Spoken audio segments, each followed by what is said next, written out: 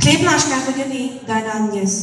Modlíme sa po stáročia, lebo zrod chleba bol dávna veľkým bojom. Spomeňme sa na našich predkov, ktorí skôr ako začali žať, poklakli a pomodlili sa. Keď začínali krájať chleba, najskôr ho prežehnali a skôr ako si ho vložili do úst, ho poboskali.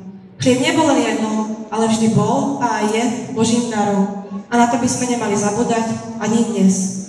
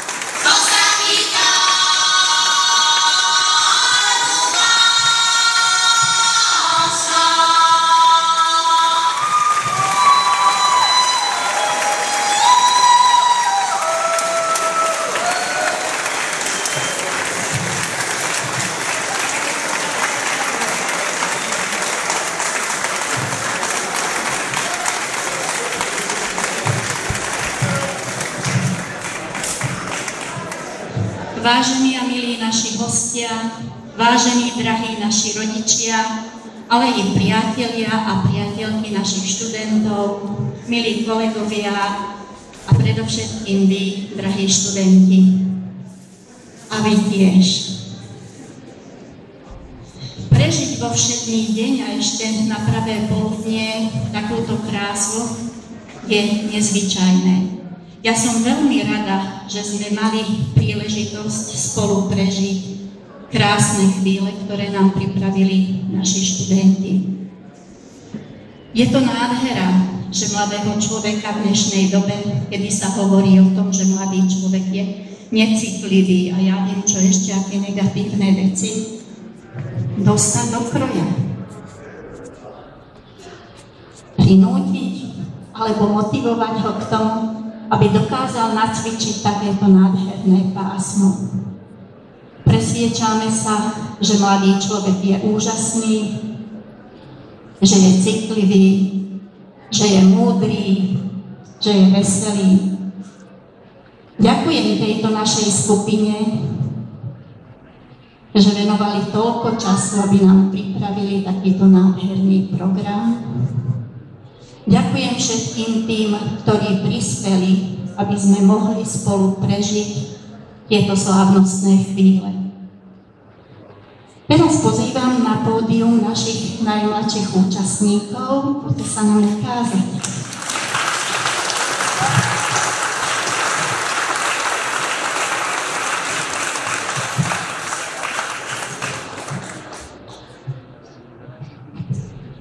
No a budeme sa s vami tešiť zase, keď prídete vystupovať do Skalice. Dobre?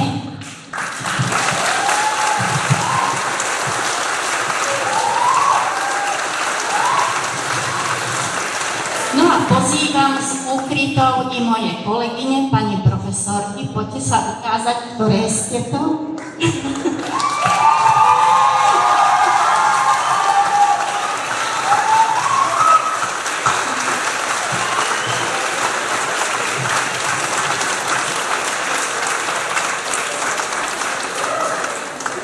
Svedčí to o tom, že tá láska k tradíciám je skutočná, nie je len predstieraná.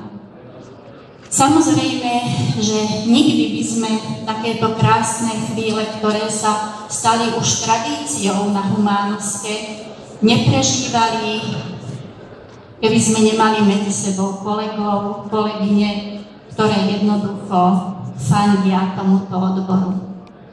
No a takou najväčšou hviezdou, ktorá rozdáva radosť v podobe nácvikov tradičných vystúpení, je kolegyňa pani Slávka Maskunová.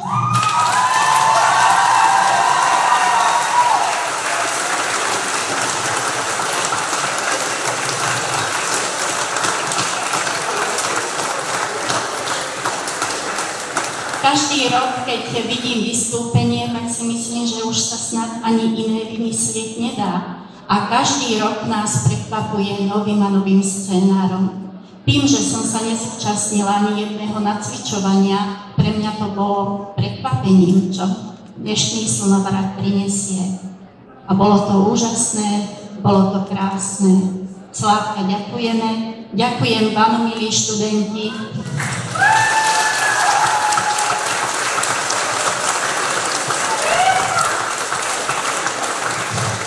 A prajme si, aby takéto vystúpenia v nás vzbudzovali len dobré, krásne, pozitívne ľudské vlastnosti. Nech dobro, nech láska jednoducho stále medzi nami pretrváva. Ďakujem vám veľmi pekne.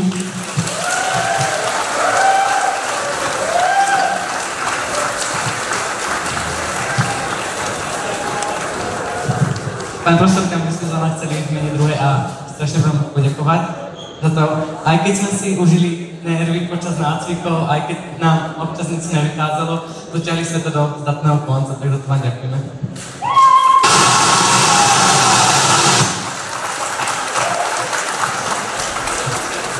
Takže poďakovanie patrí všetkým vám samozrejme za to, čo ste venovali tomu toľko úsilia, a všetkým vám, ktorých tu máte medzi hostiami, teda priateľom, známym, rodičom, babkám, všetkým, ktorí nám pomohli, ďakujeme. A k mojim kolegyniam a kolegom samozrejme.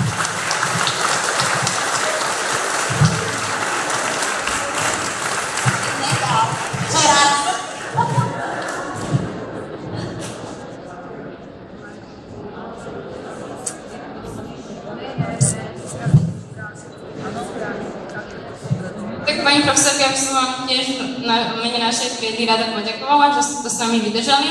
Aj napriek tým všetkým hnevačkám, neviem čomu všetkému, ste to s nami vydržali a dúfam, že to budete držať aj naďalej s ďalšími cestorukármi a ostatnými študentami.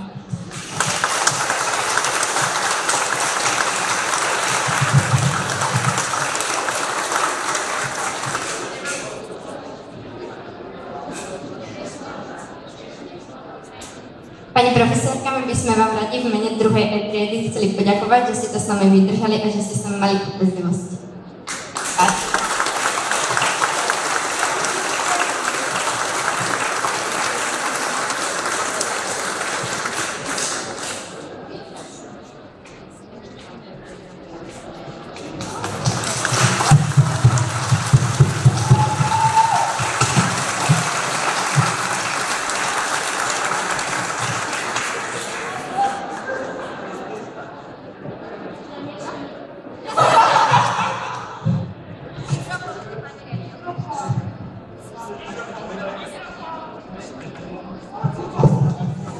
No a na konci bol zvoniec a pohádky je koniec, takže domov.